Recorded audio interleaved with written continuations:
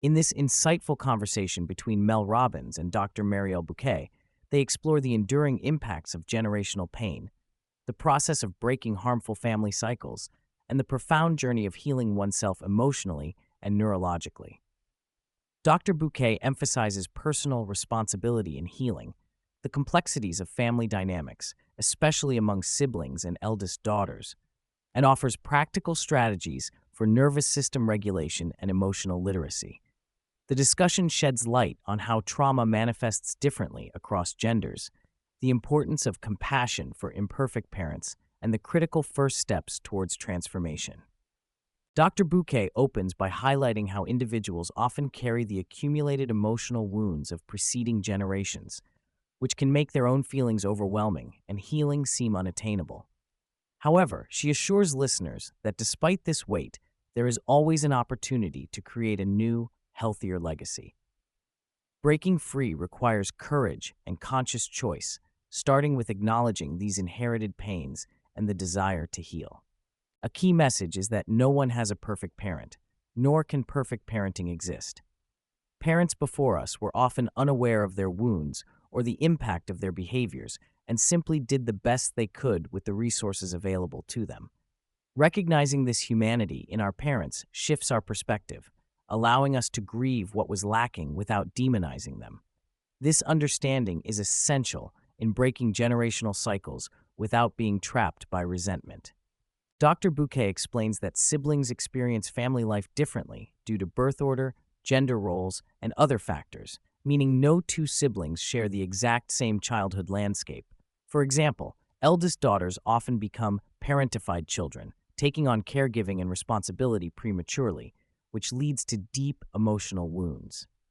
Healing within sibling relationships can be powerful, but also complicated when experiences diverge significantly, especially if some siblings deny or minimize certain family realities. The role of the eldest daughter as a family fixer can lead to lifelong patterns of self-denial, overachievement, and difficulty expressing needs or receiving care. She often sacrifices her childhood and personal needs to maintain family stability. Recovery for her involves learning to receive support without guilt, trusting others to meet her needs, and redefining her relationships by repairing or setting boundaries as necessary. Dr. Buqué stresses the importance of holding space for the fact that many parents inadvertently hurt their children not out of malice, but due to their own unresolved trauma, mental health challenges, or lack of awareness.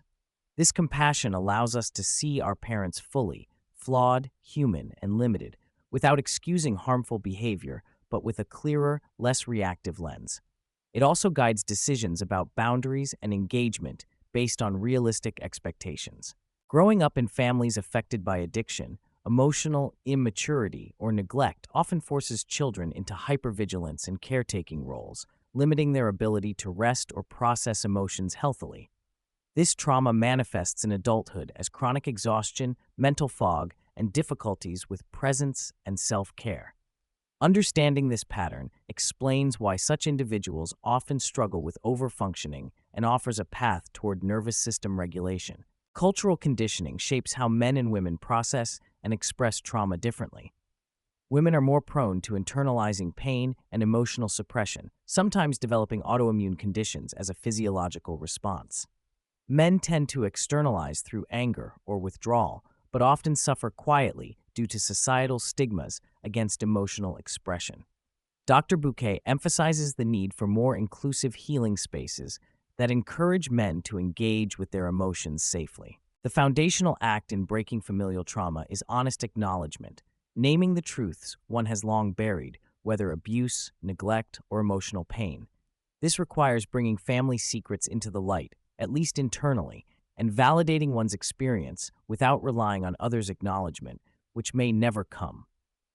Naming the truth empowers internal validation, setting the stage for transformation. When engaging in healing, many face skepticism or minimization from family members who deny their experiences or accuse them of exaggeration. Dr. Buqué advises that external validation is not necessary for healing. It is an internal endeavor. Recalibrating expectations about family responses and learning to auto-validate one's feelings and experiences are crucial tools in sustaining emotional wellness. Healing need not be an all-consuming effort, but can be integrated into daily micro-moments of self-care and nervous system regulation. Dr. Buqué suggests simple practices such as visualization, affirmations, deep breathing, and gentle movement throughout the day. These small acts cumulatively foster calm, presence, and self-compassion without requiring drastic lifestyle changes. To regulate the nervous system, Dr. Buqué highlights the power of rocking and humming. These actions engage the ventral vagal nerve, stimulating the body's parasympathetic response, promoting rest, safety, and ease. Such accessible tools can be used by anyone, including children or neurodivergent individuals, helping them self-soothe during stressful moments. Healing often triggers defensiveness and shame in family members because it exposes wounds they may not be ready or able to acknowledge. Dr. Buqué encourages patience, celebrating small moments of insight when they occur, and grieving what cannot be changed. Instead of reacting impulsively to triggers, she teaches cultivating a pause and responding from a more grounded, healed self. The decision to maintain contact or estrangement with difficult family members is deeply personal and context-dependent. While some situations, especially involving abuse, warrant firm boundaries or no contact, many cases benefit from holding complicated truths simultaneously, recognizing parental limitations while seeking possible connection. Compassion for oneself and others is essential in navigating these complex relational terrains. A pivotal marker of breaking generational trauma is buying back 1 second of reaction time, the ability to pause before responding to triggers. Within milliseconds, the brain assesses and chooses a new response, replacing automatic fight, flight, or freeze reactions with conscious, intention-driven actions aligned with healing and personal values. This small yet powerful shift restores agency lost in traumatic family dynamics. Teaching and modeling emotional literacy is paramount to preventing future generational pain. Skills such as naming emotions, expressing them openly, and demonstrating the language of repair, apologizing and making amends, equip children to navigate their emotional worlds healthily. Emotional literacy breaks the chain of suppression and shame often passed down as unconscious family legacies. Even well-intentioned parents can invalidate their children's feelings by telling them not to cry or dismissing their pain as fleeting or exaggerated. Such comments discourage emotional expression and teach children to suppress their feelings.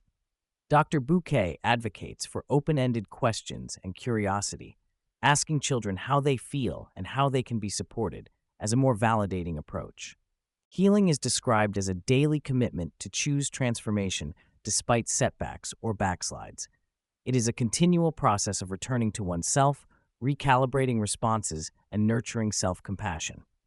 This choice anchors the journey and keeps cycle breakers steadfast in their mission to change their family's emotional legacy. Since family and social systems rarely change in tandem with the individual, healing often means entering familiar dynamics as a changed person. Dr. Buqué advises practicing tools in private until mastery is built, then using subtle regulation techniques, like deep breathing, to maintain calm in triggering settings. This approach disrupts dysfunctional patterns without confrontation or resistance. Finally, cultivating compassion for oneself, for imperfect parents, and for the ancestors whose unhealed trauma shaped the present is vital. Compassion allows holding dual truths, acknowledging harm while recognizing human limitations. It enables genuine connection, healthy boundaries, and a path toward lasting change. Dr. Buqué introduces the concept of the intergenerational higher self, the layer of ancestral wisdom, resilience, and strength that accompanies inherited pain. Tuning into this higher self fosters self-trust, curiosity, and calm, enabling individuals to reclaim their belonging and chart a course beyond marginalization and trauma. While protecting oneself through boundaries is necessary, the current cultural trend toward estrangement sometimes results from insufficient tools to engage in painful but necessary conversations. Dr. Buqué cautions against hastily severing ties without allowing space for healing dialogues, especially when avoidance stems from disparity in healing stages rather than extreme harm. Dr. Buqué shares her personal experience of impostor syndrome, amplified by societal marginalization, but overcome by grounding herself in the strength and perseverance of her lineage. Recognizing imposter syndrome as an inherited experience reframes it from personal failure to a challenge that can be transcended by activating ancestral wisdom. Given the underrepresentation of men in seeking emotional healing, the conversation advocates for expanding resources and safe spaces for all genders. Sharing knowledge about trauma, emotional literacy, and nervous system regulation across families and communities is key to fostering healing at scale. Throughout, Dr. Buqué emphasizes that healing is a choice available to everyone, regardless of age or circumstances. By stepping into accountability and compassionate awareness, individuals become cycle breakers, shifting not only their own trajectory, but that of future generations. The journey requires patience, daily commitment, and trust in the possibility of transformation.